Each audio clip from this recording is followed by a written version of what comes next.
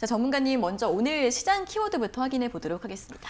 네, 아무래도 좀 이슈가 좀 되고 있는 게 현재 뭐 개인 투자자들이 굉장히 증거금, 증권 증거금, 예탁금 자체를 많이 확대가 되면서 증권 투자를 지금 많이 하고 있는 상황입니다. 그러다 보니까 B2, 뭐 주식 외상 거래 등 금융 위기 이후에 지금 최대 수치를 보이고 있는 상황이거든요. 어제 기준으로 뭐 금융투자협회 통계를 보면요, 아무래도 주식 매수, 그러니까 미수금이죠. 미수 매매를 하는 14일 기준으로 봤을 때 5,600억 원 정도 되고요. 2007년에 이후에 6,100억 원 이후에 13년 만에 지금 가장 높은 수치라고 지금 나와져 있거든요. 네. 그래서 미수금을 갚지 못해서 아무래도 증권사가 강제로 주식을 팔아치우는 게 이제 반대 매매라고 이제 하는데, 아무래도 그 387억 원 가량으로 해서 2008년 10월 이후에 뭐 12년 만에 지금 가장 높은 수치다라고 볼 수 있습니다.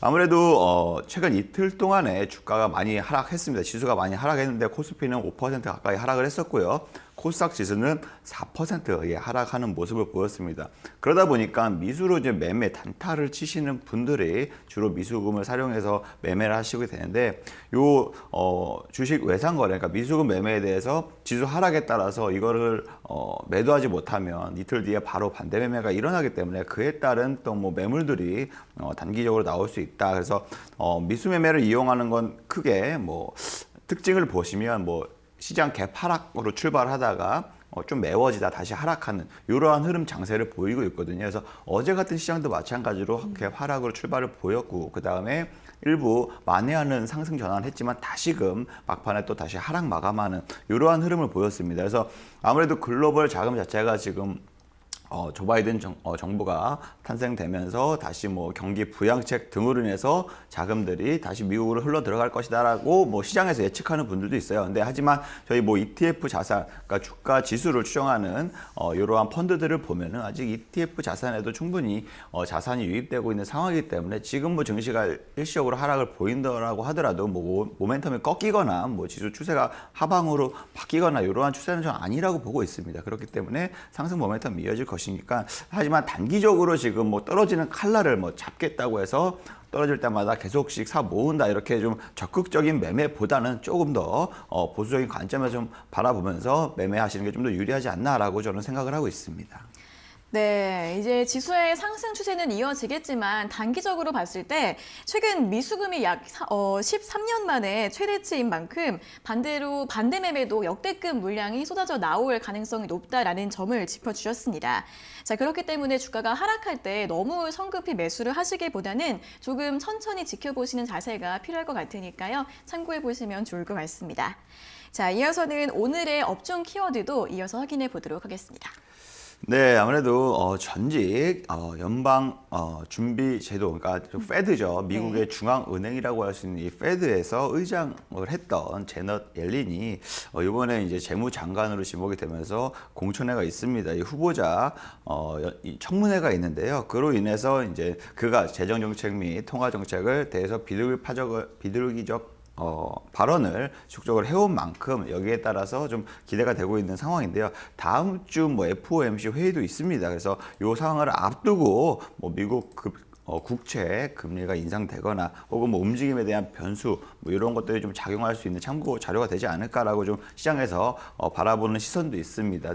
하지만 지금 제롬 파월 현재 페드 의장 자체를 보면, 수장 자체를 보면은 통화 정책 올해는 변경하지 않겠다고 지금 발언한 상태입니다. 그렇기 때문에 코로나로 인해서 지금 경제가 아직 충격을 받은 만큼 실물 경제는 아직 지금 현재 진행형 중이고 충분히 올라올 수 있지만 금리 인상은 뭐 지금 아직 논의할 단계는 아니다라고 뭐 박은 만큼, 네, 아무래도 좀 긍정적으로 좀 장기물 잠깐 국채가, 미국 장기물 국채가 살짝 올라가면서 지금 지수가 조정을 보이고 있거든요. 하지만 이거는 어쨌든 경기 부양책에 따른 뭐 국채를 또 발행할 것이다라고 지금 예측이 되면서 장기물이 좀 잠깐 올라가는 경향을 보이는데, 아직 실물적으로 봤을 때는 충분히 모멘텀은 이어질 것이다라고 저는 보고 있기 때문에 이 점 좀 참고하시면서 매매하시면 좋겠습니다.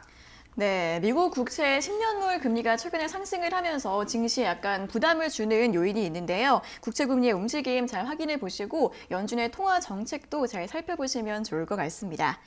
자, 이어서는 오늘의 종목 키워드까지 짚어보도록 하겠습니다. 네, 아무래도 종목 키워드는 이제 유한양행입니다. 유한양행 같은 경우에는 이제 폐암, 신약, 렉나자를 어제 장 끝나고 거의 한 5시, 6시 사이에 발표를 했는데요. 식품의약품안전처로부터 허가를 받았다라고 지금 공지가 났습니다. 그렇기 때문에 오늘 아마 시작 자체는 갭 상승으로 좀 출발하면서 출발을 보였는데 렉나자 성분, 그러니까 성분명 자체로 보면 레이저 티닙으로 지금 뭐 비소 세포 폐암, 요 치료제라고 보시면 되는데요. 폐암은 아무래도 국내 사망률 1위의 치명적인 암입니다. 그렇기 때문에 다른 장기로 좀 전이된다는 폐암이 5년 동안의 생존율을 보면은 8.9%로 가장 낮은 생존율을 보이고 있는데요. 이렇게 폐암 환자 수가 좀 약 3만 명으로 지금 추정되고 있는 상황에서 비소세포 폐암이 대부분을 차지한다라고 보시면 되는데 이 중에 약 40% 정도가 이러한 T790M이라는 뭐 돌연변이가 내성을 갖게 되면서 약간 치료제가 안 먹히는 이러한 상황이었습니다. 하지만 유한양에서 이번에 임상을 받았던 이러한 치료제는 3세대 치료제로서 충분히 뭐 기대해 볼 만한 이러한 치료제다라고 해서 투자 판단에 좀 참고하시면 좋으실 것 같습니다. 네, 폐암 신약의 국내 허가 소식을 알린 유한양행 오늘장 주가가 장 초반에 7% 이상까지 상승세를 보였다가 현재는 좀 음봉을 기록을 하고 있고요. 1%대 상승 탄력 기록하고 있다는 점 참고해 보시면 좋을 것 같습니다.